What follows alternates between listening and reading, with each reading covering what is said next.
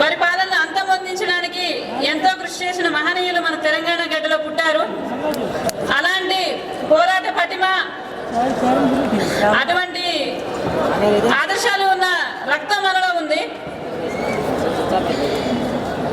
తెలంగాణలో ఈరోజు తెలంగాణ కోసం పోరాడే విద్యార్థి నాయకులపైన, ఉద్యమకారులపైన కూడా ప్రభుత్వం ఎన్నో కేసులు పెడుతూ వారిని జైలుకు పంపిస్తూ ఉంది.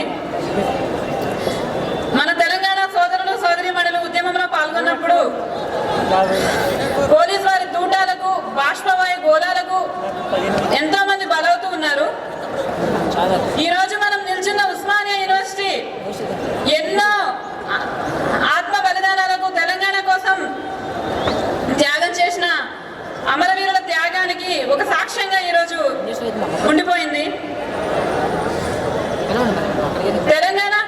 తెలంగాణలో నిజాం పరిపాలనను ఎదిరించడానికి పల్లె పల్లె ఏకమయ్యి నిజాంను తరిమి కట్టి మనకు వారు ఆదర్శంగా నిలుస్తున్నారు. మన గడ్డ పైన మహిళలు కూడా ఉద్యమంలో ఎంతో ముందుంటున్నారు.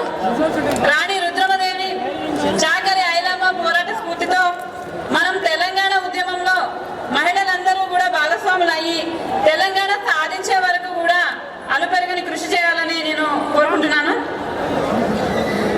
కృష్ణా గోదావరి జలాలతో మన తెలంగాణను జలాభిషేకం, తెలంగాణ తల్లికి జలాభిషేకం చేసే వరకు మనం ఈ పోరాటాన్ని కొనసాగించాలి.